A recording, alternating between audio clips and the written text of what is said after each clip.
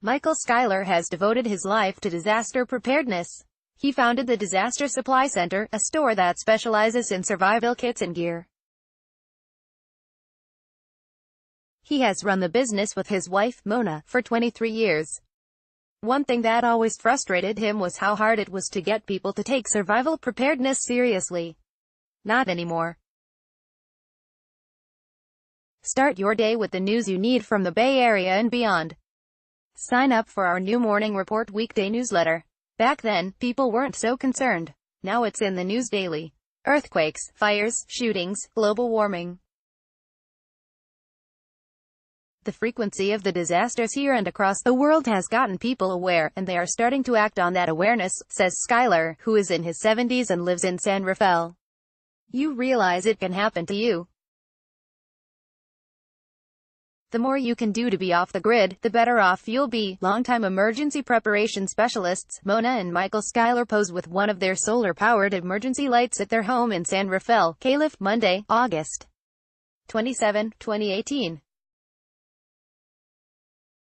Carl Mondin, Bay Area News Group. Amid escalating threats of natural disasters, and in a polarized political climate rife with discord, it can feel like danger is coming at us from all sides.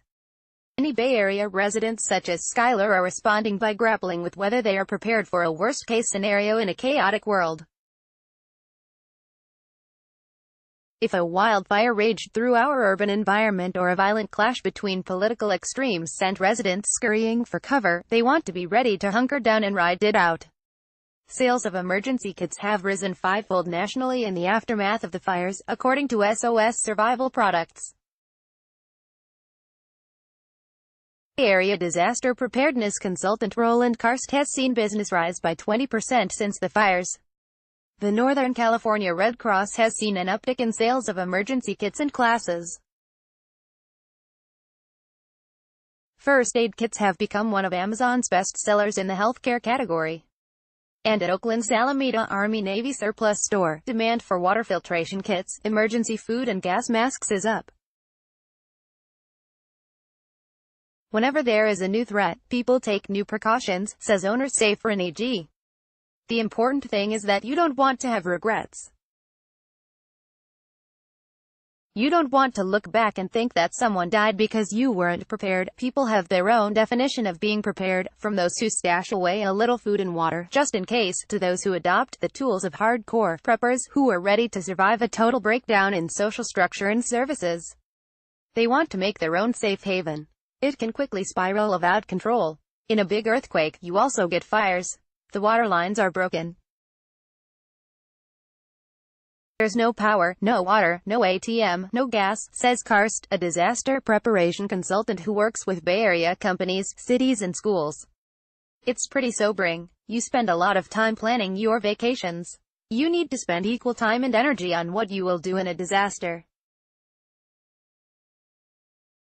Emergency responders may not be able to get to you for a while. Tom Templeton knows that. He can build a water filtration system with a bucket, some sand and a few lumps of charcoal. The Silicon Valley engineer has stockpiled about 100 cans of baked beans, 100 pounds of charcoal and a boatload of pasta, rice, flour and dehydrated fruit and vegetables from his garden. Though he's got survival skills worthy of MacGyver, he doesn't like being called a prepper. When you say prepper, people think you're a weirdo.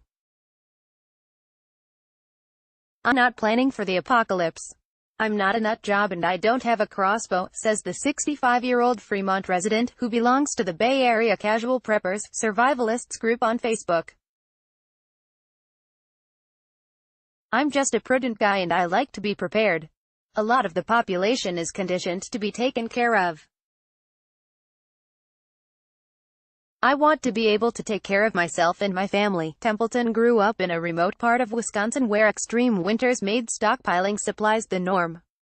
He spent time in the Army, where he learned to hike with heavy packs, and, as an engineer, he spends a lot of time calculating risk.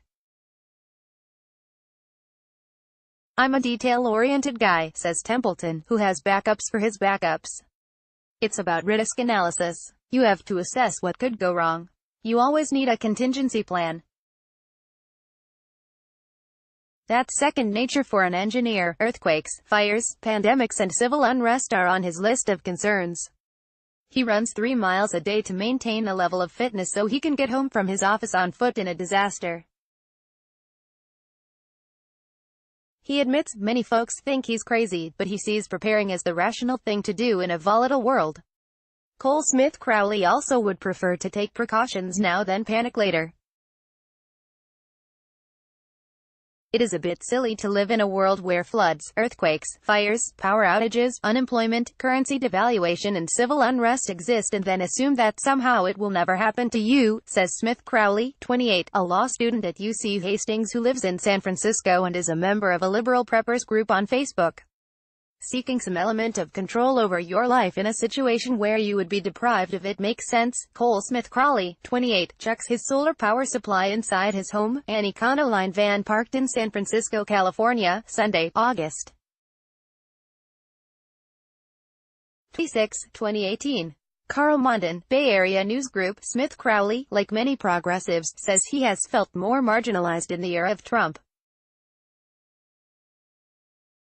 He joined a liberal preppers group because he believes his civil liberties are not as safe as they once were. Fears of civil unrest are driving business for Skylar, who specializes in durable survival kits that meet his standards for quality.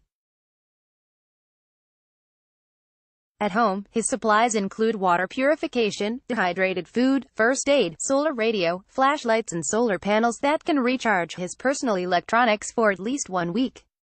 He likes to store stuff right near the front door of his condo in case he needs to grab and go. Civil unrest is a big deal right now. You've got racism, you've got economic inequality and the hate groups are on the rise. It could disrupt the flow of our basic necessities, says Skylar, who has spent years refining his gear. I've got the complete setup. Smith Crowley wishes he had more survival gear but he lives in his van, which makes finding space for supplies a bigger challenge. But he does have the basics, 72 hours worth of food and water, a fire extinguisher and a trauma kit. He's also participated in community emergency response training. When he has the time and money, he plans to add extra gas tanks and water storage. He fears many millennials have no contingency plans in a crisis. A lot of people my age are already hanging on by a thread, he says. So they either don't expect a disaster to change much or they don't expect to be able to make it out of a disaster. Many people, of course, have taken the time to stash some supplies together in the garage even if they don't have an elaborate crisis plan in place. But others remain woefully unprepared for a disaster. As Lawrence D. Dietz, spokesman for the American Red Cross Northern California, puts it, perhaps it's denial, perhaps it's short attention span, perhaps life gets in the way. Thea Boggs is one of those people. A mother of one who lives in Martinez, she plans to get a go bag together, though she just hasn't gotten around to it. In spite of driving right by a grass fire less than 10 miles from my home, I still haven't even begun to prepare for an evacuation, says Boggs, 48. I also lack the worry gene. I simply can't get worked up over the possibility of bad things happening to me. I don't think I'm immune to the natural tragedies of life. I just don't believe that I, or any of us, have much control. While there is no way to guarantee survival in a catastrophe, experts say knowing that you can take care of yourself in a pinch will make many people feel safer. It's up to you, as Skylar puts it. This is about the survival of your family. You've got to take responsibility into your own hands.